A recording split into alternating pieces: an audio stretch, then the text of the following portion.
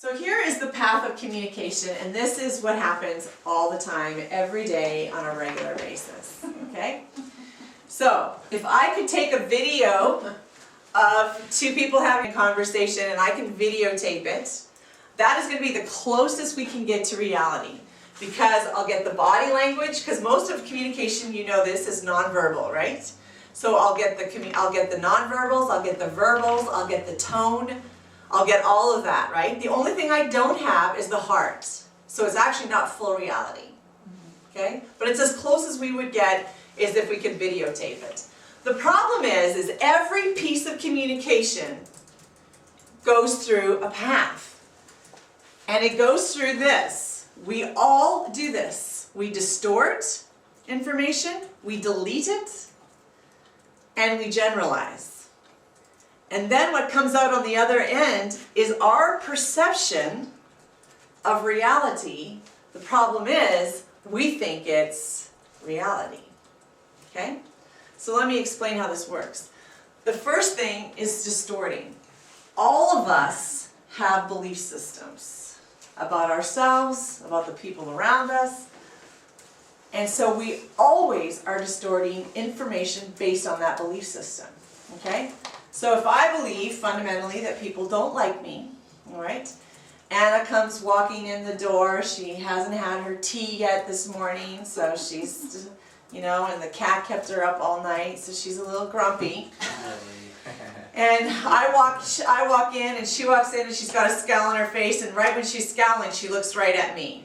Okay? What do you think, if I have a fundamental belief system that people don't like me, what do I assume just happened? Yeah, Anna's mad at me today. What'd you All right? do? Yeah, what did I do? If somebody has a belief system that they're stupid or that they don't measure up, you make a suggestion, oh hey, can you turn off the lights? Well, they immediately think, oh, you think I'm stupid that I wouldn't figure out how to turn off the lights? And so there's an immediate reaction to information based on our belief system.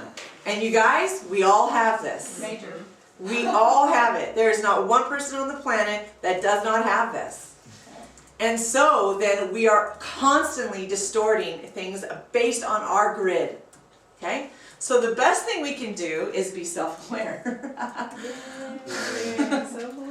What is our grid?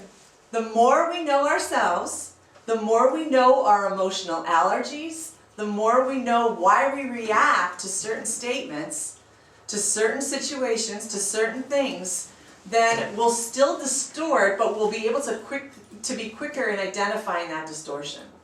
So instead of assuming that Anna's mad at me, I'm going, hey Anna, are you okay? Yeah, I'm tired. There we go. And in 2 seconds, we've got it cleared up, right? Oh, okay, that's cool. But instead, if I just distort, then I take that with me, and that goes with me. But here's what happens, then we start building a case. All right? So then I see Anna another time, and she does the same thing, or she says something, and maybe she's running by quickly. She goes, Dawn, can you grab me that thing? And it sounds harsh. Well, then that's another case. Oh, she really doesn't like me. Do you see what happens? And we all do this. Okay? And then our reality, we don't just have a reality in one situation, we have a reality based on cases. And that gets us into trouble. So we're never going to totally get rid of some of that grid. But what I like to say is, okay, if this is your grid, let's at least widen the screen. So it's easier to see through chicken wire, you know, that's a bit bigger than like screen. That's the best we can do. And the more we're aware of it. Now how do you get aware of it? When you have an emotional reaction to something, lean into that. Ask yourself, why am I reacting this way? Because maybe there's something there that you're carrying into all your relationships. All right? And it will keep coming after you again and again. If everywhere you go people don't like you, I guarantee you it's not them, it's you. If everywhere you go people are bad communicators, I guarantee you it's not them, it's you. And you're building a case and it's getting worse and worse. So then you want to zero in on that and find out what you're doing. Okay? That'll be my preach for the day. No, Maybe. That's it? Maybe. And it's huge. This one's huge, you guys. This is huge. It is huge. And here's the tricky part of this. It's not black and white. It's so gray.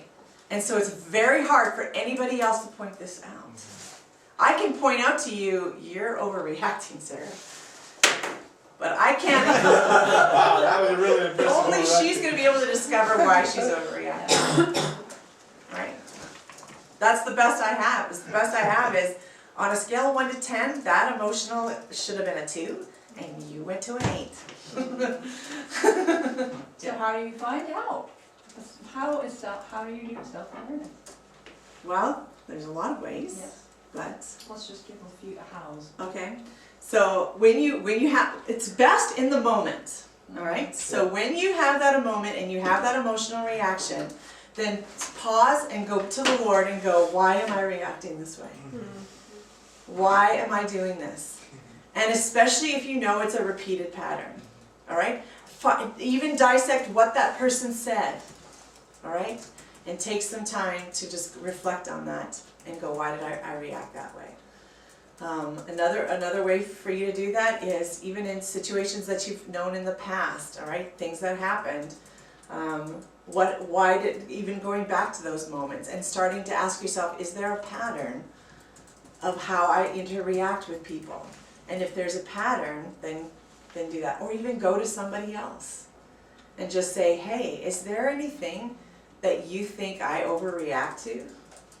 Is there a topic that you are nervous to bring up with me because you know I'm going to react? That's where you could bring somebody else into it. But then you may have to go back and ask God, okay, well, why am I doing that? And that's going to be a journey. It didn't happen overnight. It probably ain't going to quit overnight. So why is that, right? Or even situations. Why does this situation bother me? So back to that patience thing. It doesn't always have to be in communication. It can be situations that for some reason you have an allergic reaction to. Does everybody get when I say allergic reaction? It's an initial, like if I'm next to dandelions, I'm going to have an immediate reaction, right? Nathan Hughes comes to my house, we have to get him pumped with pills right away because he's going to have an allergic reaction to my kitties. Yes. All right, does that help? All right. All right, the next thing we do is we delete. And really, in essence, we have to do this. There's no possible way we can take in all the information that is coming at us so fast and furious from every angle. All right? The information that we are getting nowadays is absolutely so much more than what has ever been in world history. And so there is no possible way we can do this. We're actually probably getting really good. What they say is that nowadays that kids are not retaining information, but they know where to get the information. So they're retaining where to go get it, not necessarily the information, because there's this much information now. So what do? You can't store all that. So you have to do something a little bit different. But we do this in communication. We're constantly deleting. So it's like you go to a teaching and you come out of it and you go, oh, did you hear, I love this when they said this, when he said this. And Josh is going, what? When did he say that? Where was I? And we delete. The problem here is we remember what we value, we delete what we don't. Or what's of interest to us. We remember those things. So this is where it breaks down in relationships, because what I value and what Steve's values may be totally different. So I'm communicating something and he's not catching a lot of it because he doesn't value it. So immediately our brains are, and they're doing it, our brains are doing this without us even cognitively being aware of it. We're deleting, right? You're doing it right now. I'm going to go out of here and you're going to, you're distorting and you're deleting. So you're deleting things, and I don't know what you're deleting and what you're not deleting, but you're also distorting things. And then you're going to go say, well, Dawn said. No, maybe I did, maybe I didn't, because you're distorting it. All right, so that's the way it is. Right? So as teachers, this is huge for us to know this. But back to communication, this is where we have to give each other grace. When Ainsley comes and tells me, oh man, I didn't hear that, I actually have to go, okay, you know what, for whatever reason, maybe I didn't. emphasize it, maybe I didn't make it very clear, maybe I didn't say it, there's that chance, all right? But I also have to give grace for the fact that we're all doing this on a regular basis, all right? And it's just normal, and I think we're doing it more nowadays, all right? Okay, so when somebody deletes something and they say, oh, I didn't hear that, trust them the fact that they deleted it. And you will probably uncover some values if somebody deletes something over and over and over again. All right, the next thing we do is we generalize, and basically what that is, we generalize somebody's experience to be like ours, okay? So if somebody is going through a death, we think about what we've experienced, and we'll attach our emotions and our experience onto that event, okay? So instead of asking questions to see, Matt, how are you handling this? I'm going to assume some things. Now my experience may lead me to asking different questions than maybe somebody that hasn't experienced that.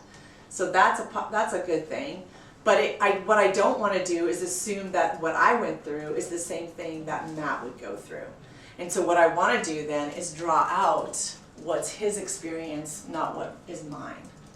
All right? And that keeps us generalizing, keeps us at shallow relationships.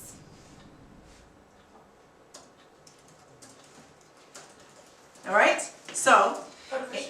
yeah, Okay, so about that last comment, generalizing keeps us at shallow relationships. What did you say though, if maybe you have a death in the family and I've had a death in the family and I say that your situation is kind of like me, then I can have more empathy for you and it can actually deepen our relationship because I'm understanding that you're going through more, or not, because it's like I'm generalizing. I don't understand. well, if I know that about you, then I can have that empathy, okay? There's that level, Yeah. right? But me going and using my empathy now to ask you questions and to draw out what you're feeling, and not assuming that I know exactly what you're feeling, Oh, and leaving it at that level. that's where it's gonna go deeper. Okay, thank you. That makes sense. Yeah. Because a lot of times we do that, and okay, so that one's maybe that one, hopefully you would ask the right questions, but let's say even going to the dentist or something. We're assuming that your experience with the dentist is the same as mine, so I don't go deeper with you. I stay at that surface thing because I think I know. Yeah. All right.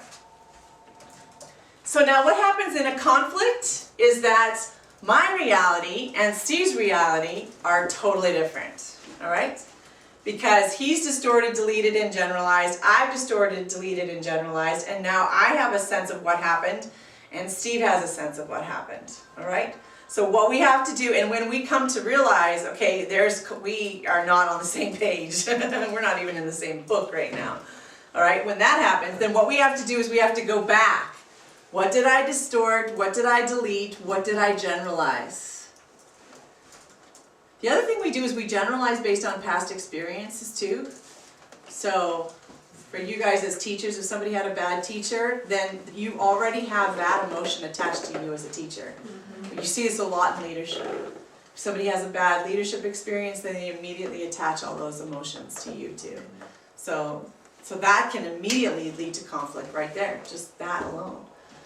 All right, so what we have to do is we have to go back and find out what was distorted, what was deleted, what was generalized. And then, and that's where it's gonna take in good communication. Asking questions, listening. All right, and that's what we're gonna spend the rest of our time talking about, is the tools that will help us to go back through that path. Okay?